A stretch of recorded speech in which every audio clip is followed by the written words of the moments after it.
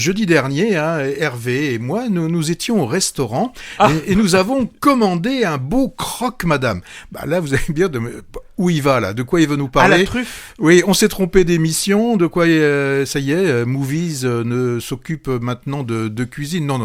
Non, on parle bien cinéma. On sortait en fait de l'avant-première du film Au boulot, film dans lequel une influenceuse, alors politico, chronico, merdico, facho, j'ai plus rien qui se termine en haut, nous annonçait qu'au Plaza Athénée, le croque-monsieur qu'elle avait commandé était annoncé sur le menu au prix modique de 54 € TTC. Heureusement, le nôtre, bien qu'aussi il avait un pouillème, je dis bien un pouillème de truffes, était quand même à moins de 15 €. Le film, c'est Au boulot. Alors, film double signature, François Ruffin, Gilles Perret. C'est pas leur première collaboration. La dernière, souvenez-vous, c'était Debout les femmes. Alors là, Ruffin est parti d'un défi.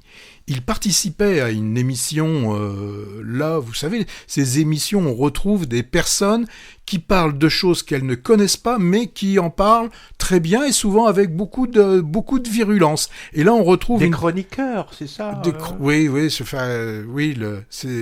sais pas comment on peut les appeler, ces gens qui servent à rien. Et là, on avait une certaine, je le connaissais pas du tout, Sarah Saldman, qui vociférait, parce que c'est vraiment le mot. Elle disait grosso modo que vivre avec un SMIC à 1300 €, c'était largement suffisant. Et elle ne s'arrêtait pas là, puisqu'elle ajoutait que des gens se plaignent de tout, et le pire pour elle, c'était la catégorie de celles qu'on appelle les feignasses, celles qui vivent assistées avec l'argent des contribuables. Le mot que j'ai prononcé, c'est un mot qu'elle utilise dans l'extrait que l'on a vu. À ces mots, vous imaginez bien que Ruffin réagit, elle lui propose tout simplement d'aller vivre elle-même avec 1300 € il lui propose pendant 3 mois. Vous imaginez bien que là, elle va se défiler rapidement pour finalement quand même, elle accepte le rendez-vous pour une semaine. Alors, le rendez-vous, Ruffin va lui faire endosser un véritable ciré, le ciré que portent les ouvrières qui travaillent dans l'atmosphère glaciale, celle des usines où on vide les poissons, où après on va les fumer, et là donc elle va vivre ces moments-là. Elle suivra aussi un livreur, et c'est là qu'on apprend que le livreur doit dans sa journée faire plus d'une centaine de colis, si bien que pour chaque colis, il a à peu près 1 minute 30 à accorder. La journée, le programme se terminera par la journée d'une aide ménagère, où là, elle devra partiellement faire une toilette à une personne âgée. Ça, c'est vraiment dans la première partie. Donc là, elle va rencontrer ceux qui travaillent. Et ensuite, on va avoir une deuxième partie. Elle va rencontrer des gens qui sont au secours populaire, où là, on va pouvoir voir, par exemple, une famille qui, sans véritable qualification, ou peut-être déjà trop âgée, plus de 45 ans, se retrouve là à demander l'aide du secours populaire pour pouvoir tout simplement manger. Alors, avec cette expérience, est-ce que la vision des choses de cette chroniqueuse changera ? Bon, c'est vous qui le verrez en allant voir ce film. Alors, le défi, en fait, et nous montrer cette chroniqueuse n'est finalement qu'un prétexte, un moyen, en fait, de donner la parole à ceux qui, justement, n'ont pas droit à cette parole et doivent vraiment supporter à longueur de C8, CNews, c'est de la merde, je pourrais dire aussi, tous ces C qui émènent quand même d'une chaîne, il faudra quand même s'en souvenir, qui à l'origine, c'était quand même Canal+. Donc là, on a tous ces oubliés, tous ces oubliés du système qui vont pouvoir... En restant dans une dignité extrême, sans élever le ton, vont pouvoir s'exprimer. Et comme le dit très justement Ruffin, d'avoir mis cet élément, cette chroniqueuse, justement, ça leur permet de libérer une parole plus facilement que s'il n'y avait eu que François Ruffin, qui, par définition, entre guillemets, est du côté de ces oubliés. Alors, d'un point de vue cinéma, pour arriver à récolter, voilà, je cherchais le mot, toutes ces paroles, Ruffin et Gilles Perret travaillent sans véritable préparation, c'est-à-dire, ils arrivent, ils filment, ils prennent tout, avec une équipe réduite, vraiment au maximum, puisque la plupart du temps, ils ne sont que tous les deux, sauf parfois quand il y a un peu plus de monde, là on rajoute un ingénieur du son avec une perche. Il y a une chose que j'ai trouvé très intéressante que disait Ruffin, c'est que finalement il arrive mieux à percevoir la réalité lorsqu'il la filme. J'ai trouvé ça très très très intéressant.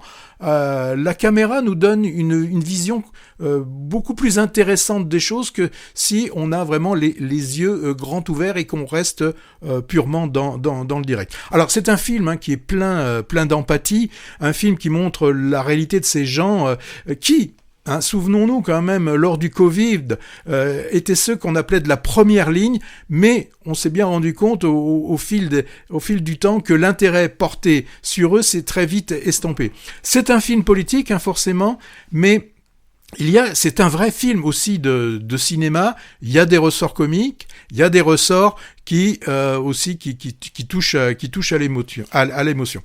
On espère que ce film sortira finalement dans des grands circuits et pas forcément uniquement dans les salles dites plutôt arrêt-essai. Ça m'étonnerait, ça. Je sais pas, j'ai pas encore vu il nous a quand même dit, Ruffin, que ses précédents films n'ont pas eu des grandes distributions comme ça et n'ont pas été achetés par les télévisions. C'est ce que j'allais rajouter. Le problème, et ça il l'a dit à plusieurs fois, les problèmes, ce sont les chaînes de télé et les plateformes qui restent absentes côté diffusion. On peut toujours espérer que cela pourrait changer. Alors, à la fin de certains films, vous savez, est indiqué « Aucun animal n'a été maltraité pendant le tournage de ce film ». Là, on peut dire aucun riche, finalement, n'a été maltraité pendant le tournage. Au boulot, c'est un film de François Ruffin et Gilles Perret. Il sort le 6 novembre. Ouais, mercredi dernier. Alors, quand j'ai vu le mécanisme du documentaire se mettre en place, c'est-à-dire suivre avec une caméra l'immersion d'une outrageusement réac Marie-Chantal, chroniqueuse sur CNews dans différentes strates du prolétariat, coaché par Ruffin. Moi, j'ai eu un peu peur, mais finalement, ce personnage caricatural peu intéressant, il s'avère, tu l'as dit, révélateur de paroles dans les différents milieux traversés. Il y a dans la liste que tu as énoncée, il y avait aussi, c'était intéressant, un paysan et des bénévoles, par exemple, dans des associations caritatives. Mais elle disparaît en fait petit à petit au profit de portraits vraiment saisissants et très émouvants de personnes parfois en galère, plus ou moins cabossés par la vie, qui tâchent de faire comme ils peuvent pour s'en sortir, et j'ai trouvé ça intéressant, qui articulent souvent très bien leurs difficultés et leur désir de reconnaissance, très loin des profiteurs fainéants vilipendés par notre snobinard de porte-flingue de la télé Bolloré. Alors, la mise en scène finale, moi j'ai trouvé très intéressante. Oui, mais ouais, quand même, parce que elle m'a, disons que, alors, sans dire trop, elle m'a évoqué un passage similaire dans le film sorti il y a quelques mois, Les Petites Mains, qui mettait en fiction la lutte réelle passée des femmes de chambre dans un grand hôtel parisien. On y voyait une scène équivalente de faux défilés de mode par les grévistes durant la vraie Fashion Week. Alors, avec ce que Ruffin a mis dans son film et ça, dans les deux cas, ce qui est fort, c'est que davantage qu'une satire des cérémoniaux pour nantis et premiers de cordée, c'est surtout la mise en scène de moments joyeux, je trouve, de réappropriation d'une fierté déniée. Ça m'a aussi évoqué le titre d'un film de Ken Loach, autre réalisateur socialement engagé, qui imageait tout à fait ça, le titre, il s'agit de Bread and Roses, titre tiré d'un slogan d'un mouvement de lutte ouvrière anglaise et qui signifie en gros, bon d'accord, on veut bosser... C'était aux États-Unis. Ouais, je crois. C'était aux États-Unis. Le mouvement de grève, oui. Oui. On veut bosser pour gagner notre pain, mais ça suffit pas. On veut aussi des honneurs ou du moins de la reconnaissance. Et aussi du temps pour faire la fête, c'est-à-dire qu'on veut des roses aussi. Et il y a un peu cet aspect-là. Alors, lors du débat très intéressant qui a suivi la projection, alors, on l'a pas dit, c'est dans le cadre de l'Unipop du Jean Eustache, je sais plus. Et c'était diffusé également dans 30 autres oui, salles, oui. Et j'ai vu qu'après, le film a été présenté à Sarlat, où là aussi, j'ai lu qu'il y avait eu plus de 700 spectateurs qui étaient présents lors de la diffusion donc de ce film Au boulot. Alors j'aurais pu questionner François Ruffin et son acolyte sur un point, mais j'y ai pensé trop tard. Le point en question, j'ai trouvé moi que c'était un point aveugle du film, c'est-à-dire un sujet qui n'est jamais abordé par aucun des protagonistes, côté documentariste comme côté documenté. On est souvent dans le Nord, territoire d'un fort électorat populaire d'extrême droite. Et je peux supposer qu'une partie non négligeable des gens qu'on nous montre font partie de cet électorat.